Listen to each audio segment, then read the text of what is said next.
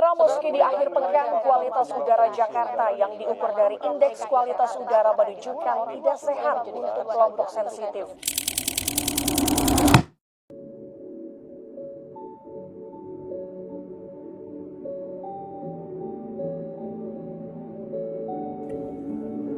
Shalom, salam sejahtera bagi kita semua.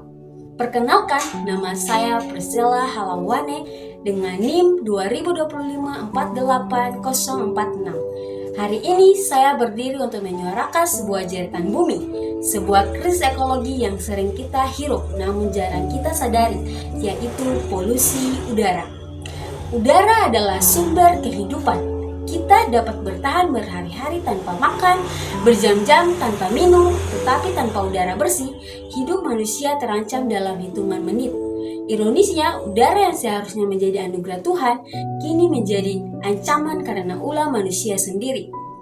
Polusi udara terjadi akibat masuknya zat berbahaya ke atmosfer, seperti asap kendaraan bermotor, limbah industri, pembakaran hutan, kebakaran sampah, serta penggunaan bahan bakar fosil yang berlebihan.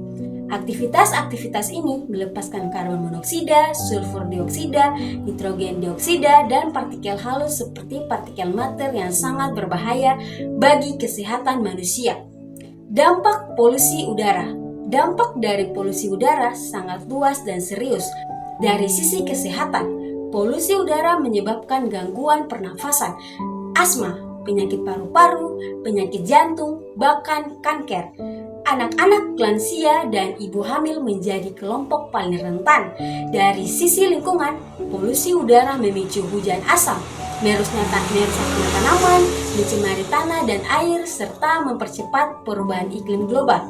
Udara yang tercemar juga mempercepat pemanasan global yang berdampak pada naiknya suhu bumi dan perubahan cuaca ekstrem. Dari sisi sosial dan ekonomi, meningkatnya biaya kesehatan dan menurunnya kualitas hidup masyarakat adalah harga mahal yang harus kita bayar akibat kelalaian dalam menjaga lingkungan. Peran mahasiswa dalam menghadapi krisis polusi udara. Sebagai mahasiswa, kita bukan hanya mencari ilmu, tetapi juga agen perubahan. Mahasiswa memiliki kekuatan intelektual, moral, dan sosial untuk membawa perubahan nyata bagi lingkungan. Peran mahasiswa dalam menghadapi krisis polusi udara antara lain dengan meningkatkan kesadaran publik melalui diskusi, seminar, dan kampanye lingkungan, baik secara langsung maupun melalui media sosial. Mahasiswa juga dapat berperan aktif dalam kegiatan penanaman pohon, pengelolaan sampah, serta mendorong penggunaan energi ramah lingkungan di lingkungan kampus. Selain itu, mahasiswa dapat menjalankan fungsi kontrol sosial, yaitu mengkritisi kebijakan yang tidak berpihak pada kelestarian lingkungan dan mendorong pemerintah serta industri agar lebih bertanggung jawab terhadap dampak polusi udara.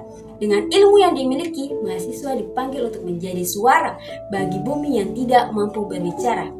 Peran diri sendiri sebagai wujud tanggung jawab iman dan moral. Perubahan besar selalu dimulai dari langkah kecil. Oleh karena itu, sebagai pribadi, saya Priscilla Halawane tidak boleh hanya menjadi pengamat, tetapi juga pelaku. Peran yang dapat saya lakukan adalah mengurangi penggunaan kendaraan bermotor, memilih berjalan kaki atau menggunakan transportasi umum jika kemungkinan.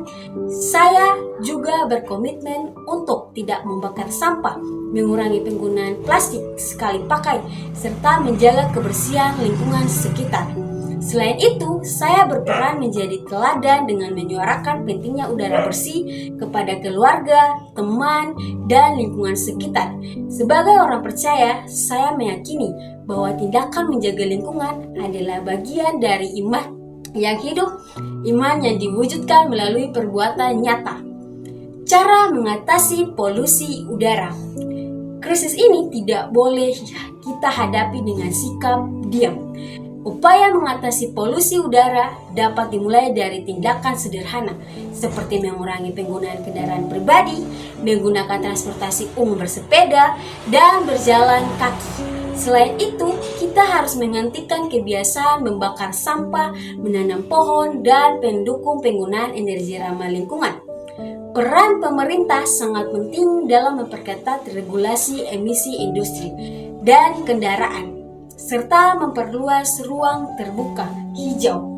Sementara itu, masyarakat dan mahasiswa memiliki peran sebagai agen perubahan melalui edukasi, kampanye lingkungan, dan gaya hidup berkelanjutan. Pandangan Kristen dan Alkitab. Sebagai orang Kristen, kita dipanggil bukan hanya untuk menjaga hubungan dengan sesama, tetapi juga dengan seluruh ciptaan Tuhan. Dalam Kejadian 2 ayat 15, Tuhan menempatkan manusia di Taman Eden dengan mengusahakan dan memeliharanya, bukan untuk merusaknya. Polusi udara adalah bukti bahwa manusia sering gagal menjalankan mandat Allah sebagai pencipta menjaga ciptaan.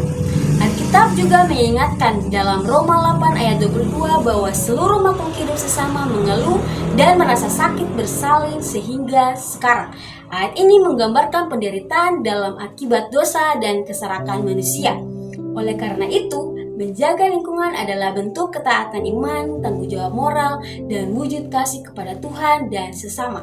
Udara bersih bukan hanya hak manusia hari ini, tetapi juga hak generasi yang akan datang. Baik, untuk penutup, polusi udara bukan masalah masa depan. Ia adalah masalah hari ini. Jika kita terus mengabaikannya, maka kita sedang mewariskan penderitaan bagi anak cucu kita. Mari kita mulai perubahan dari diri sendiri, dari hal kecil dan dari sekarang. Karena menjaga udara berarti menjaga kehidupan. Menjaga bumi berarti menghormati Sang Pencipta. Terima kasih, Tuhan memberkati kita semua. Shalom.